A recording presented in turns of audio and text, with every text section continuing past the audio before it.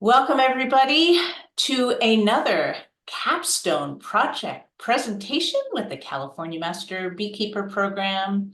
Today, we have Charlene Potter in the house with us, and Charlene is going to spend the next half hour or so letting us in on her super sweet education and outreach capstone project. Take it away, Charlene. All Welcome. right. Thank you for that, Wendy. I appreciate that. Okay, so I'm going to give a little bit of background just to start.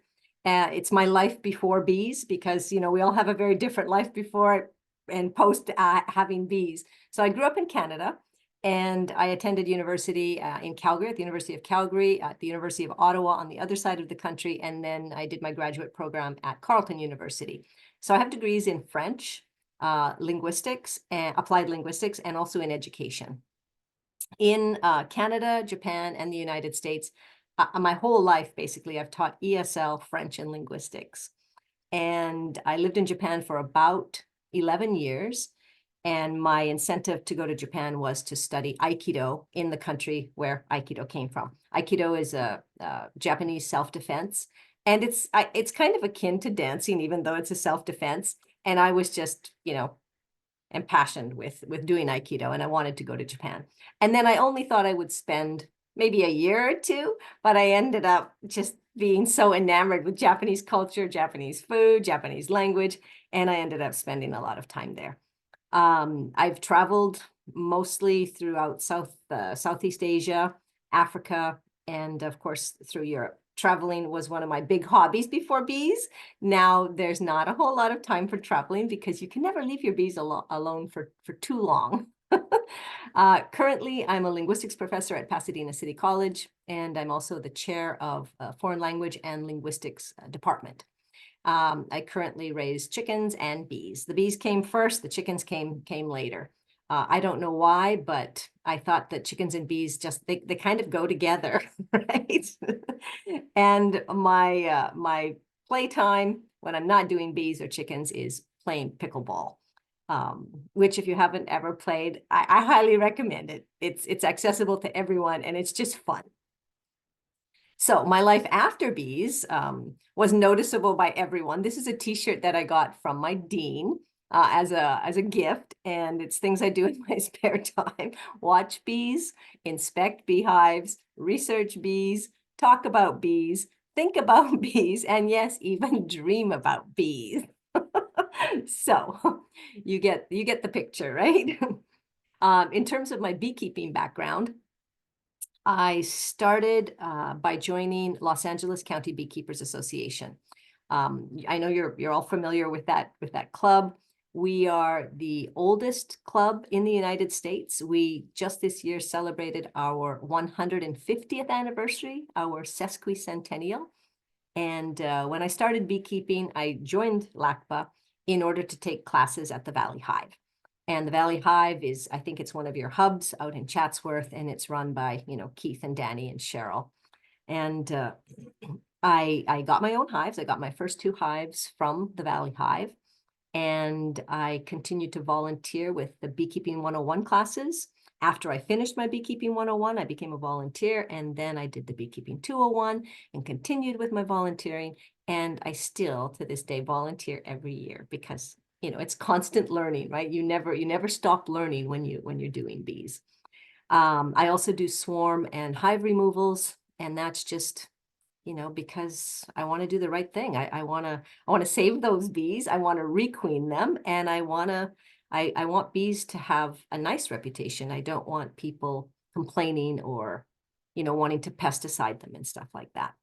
I mentor new beekeepers, and I help distribute queens with known genetics. I try to win over the ones who keep feral bees, and I try to win them over and get the nice genetics out there. It's a challenge because I'm sure it's hard. It's hard, but we got to keep trying because we want people to like bees. We want bees to be welcome in backyards and in urban areas. Currently, I'm the vice president of Los Angeles County Beekeepers. I think I'm going into my 3rd year doing that. And it's great. I love being part of that club. It's changed my life. And yeah, I'm also started a beekeeping club at Pasadena City College. That was just after, at the beginning of COVID, I thought about it, and then COVID happened and nothing happened.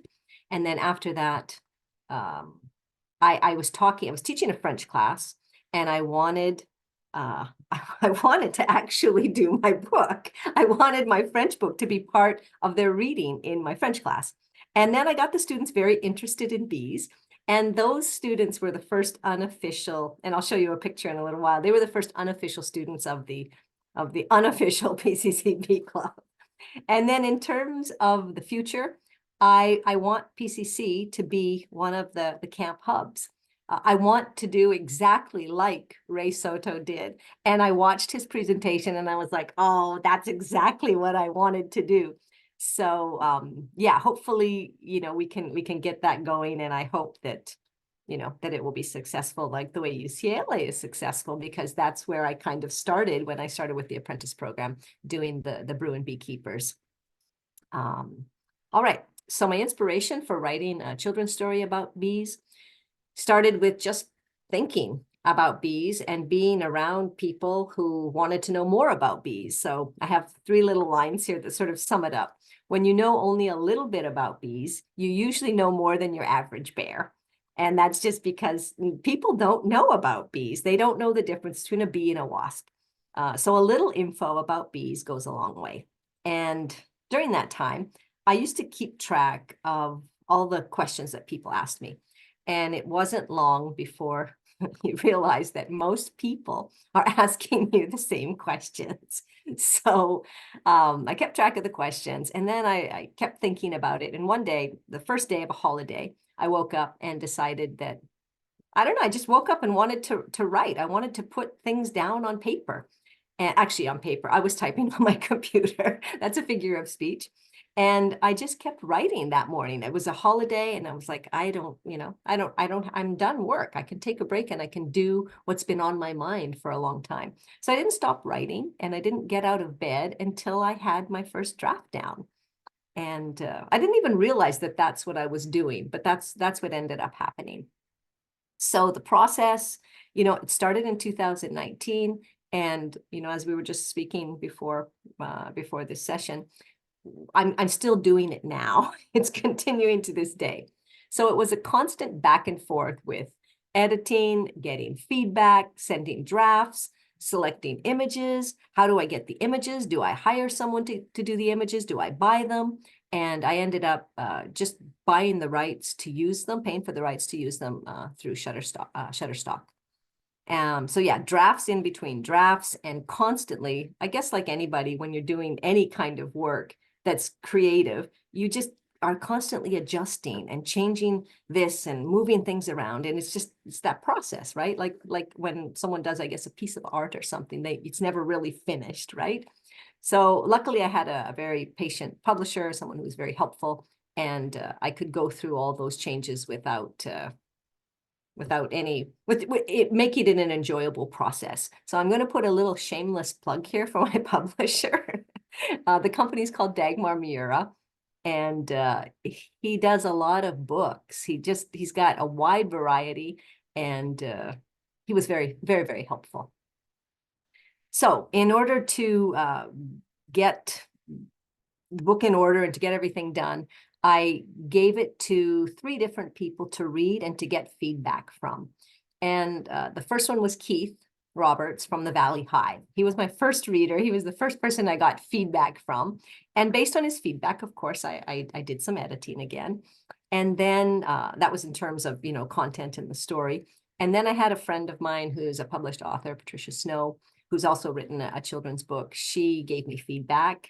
And then, of course, my editor, Christopher Church, gave me feedback. And each time I got the feedback, I was constantly, going to the next step and changing things and never knowing when it was perfect, right?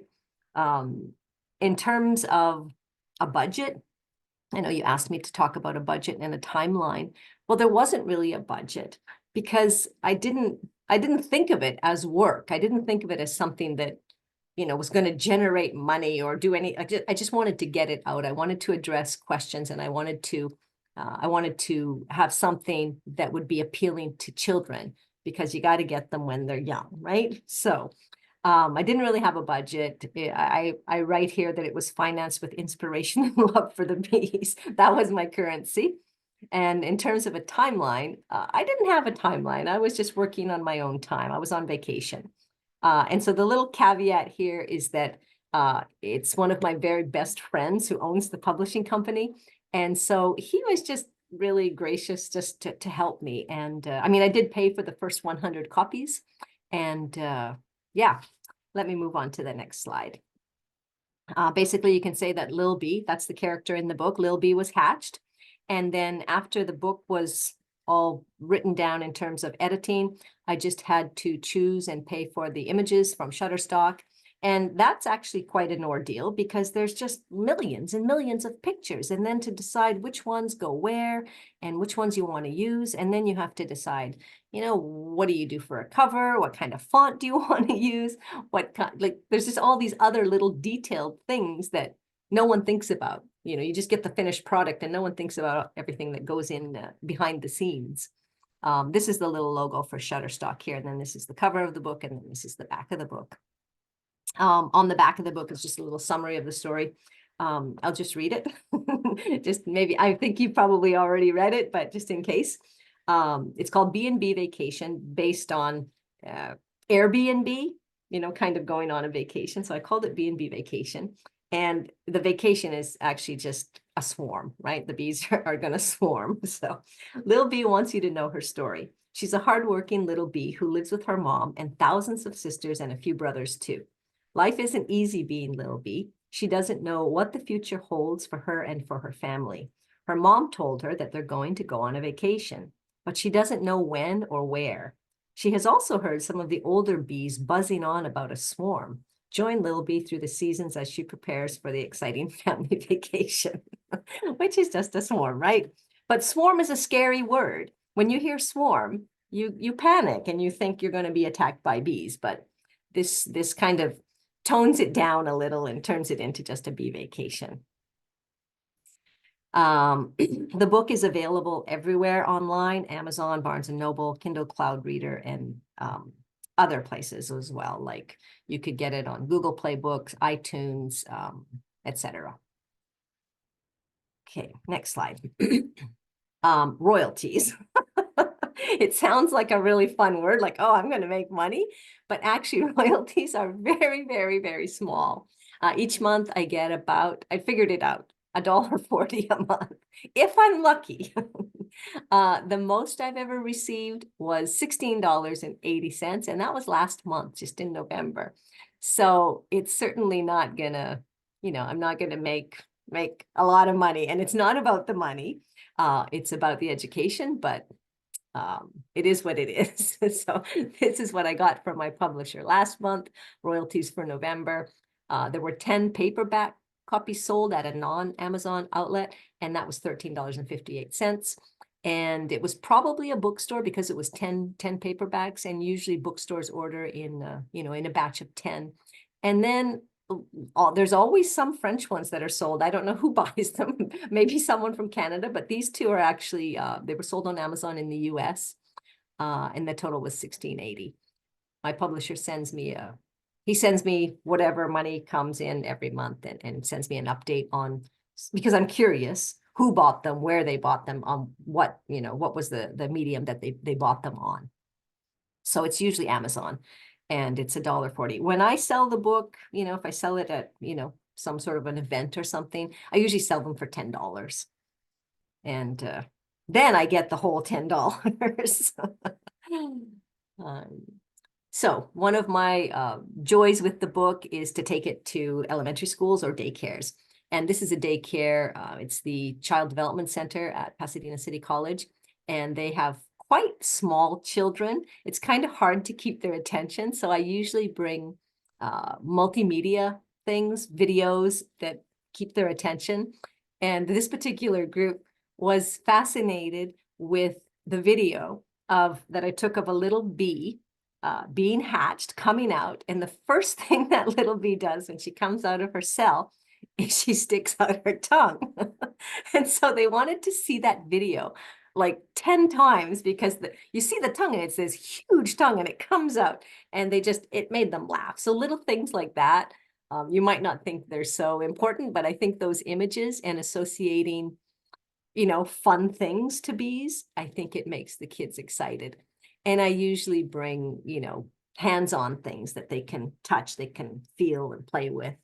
And yeah, on this one, I had a drone, a dried drone. And even though it was dead, they were just so excited to hold it in their hands and yeah, say that they held the bee. And I also take, a veil that they get to try on and can have their picture taken, and they get a kick out of that to dress up like a beekeeper. Actually, the third picture, here's the picture with the little drone. All right. I lost my cursor there. Actually, my cursor has really disappeared. Oh, there we go. Okay. That's just a picture of the kids with the book. And I think I didn't read the whole book to them because they're so little, their attention spans are quite short. But I left lots of copies with them, and so that the teachers could read them to the classes. Now, with the big kids, these are actually my French students from the very semester before the PCCB club was official. These are 3 of my French students in the back here, and then this is one of my linguistic students. And off to the right here is one of my mentees, Michelle from Los Angeles County Beekeepers. And we went to one of my yards and just to give the students the experience of what it is to be working with bees and to have fun with the bees. And of course, this was probably 2 years or so ago. The students are all different. Stephanie is just graduating. She's going off to do her bachelor's degree in linguistics. Rio, this guy here in the back, he's a pharmacist in Seattle now. So that's the problem with a community college, because it's only 2 years. Most students stay for only 2 to 3 years, and then they move on.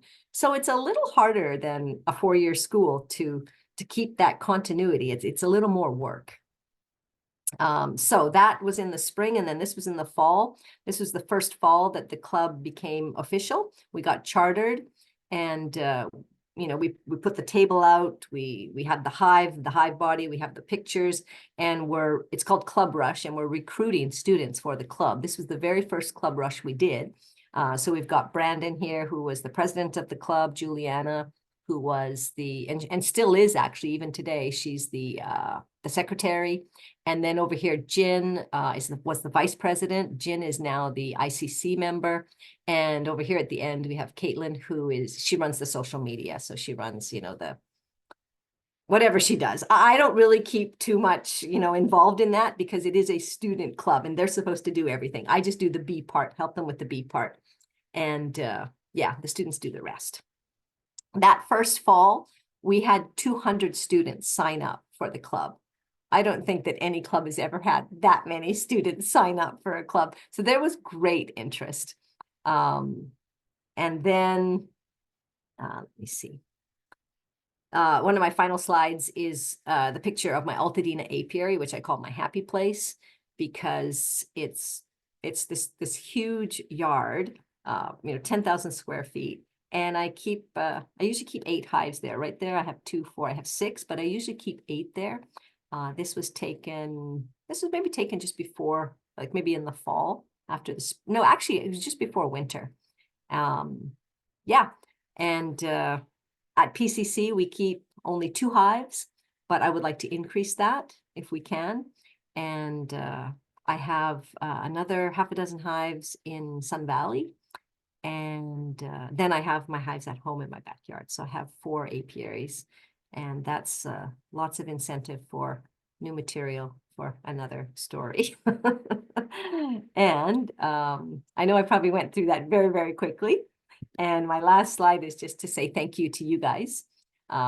Thanks to UC Davis and to the CAMBP team, you 3 basically, because without you, I wouldn't be here.